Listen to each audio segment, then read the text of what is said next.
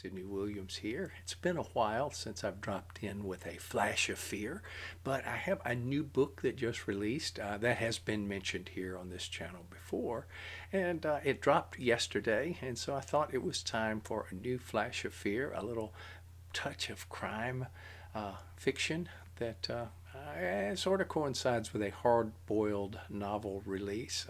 My new book is called Fool's Run, and it's available in ebook, trade paper, and audiobook from just about anywhere that you purchase electronic books or paper books online. We'll provide a link that makes it easy, probably right down here somewhere. And coinciding with that, again, a new piece of flash fiction here.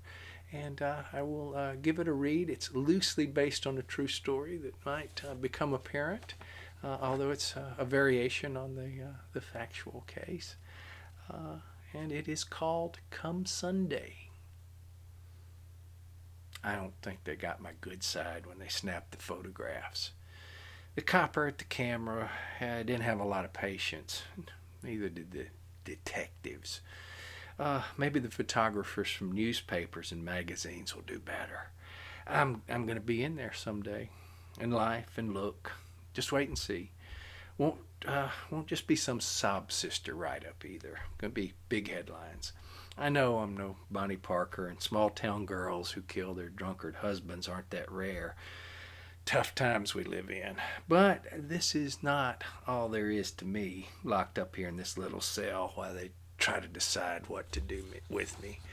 I expect they'll have the women come talk to me next, ask me what went wrong. They might even get the preacher over here. But he knows what was haywire twixt me and Harold Walters. They all know. Harold was my second husband. I married my high school sweetheart, Gerald Bailey, right after we left school, and he got a job driving a log truck from Hampton Mills. Papa didn't want me to, but I was crazy about Gerald. Then this tramp Wanda Denton came along, and he got sane about me and crazy about her. He came back a few months later, but I'd moved back home, and Papa ran him off when he tried to see me. They got some papers drawn up, and then Papa had the preacher over one Sunday after church. He brought Harold with him, all dressed up.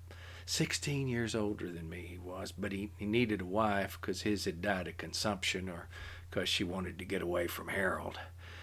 Upstanding, the preacher said.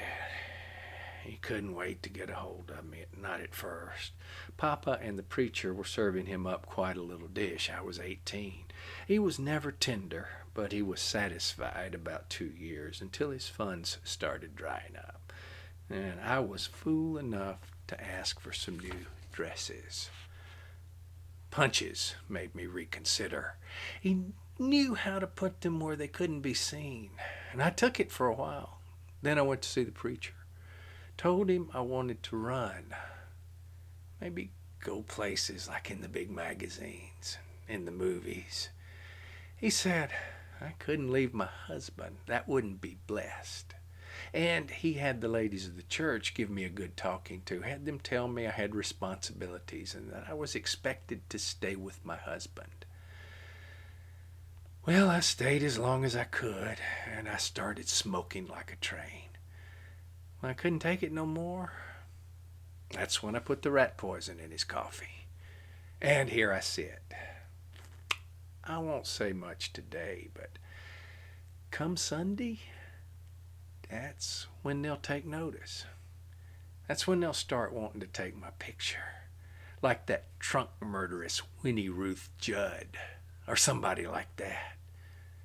See, it's Communion Sunday, so they'll be pouring everybody a little taste of the wine that I fixed up, just like my husband's coffee.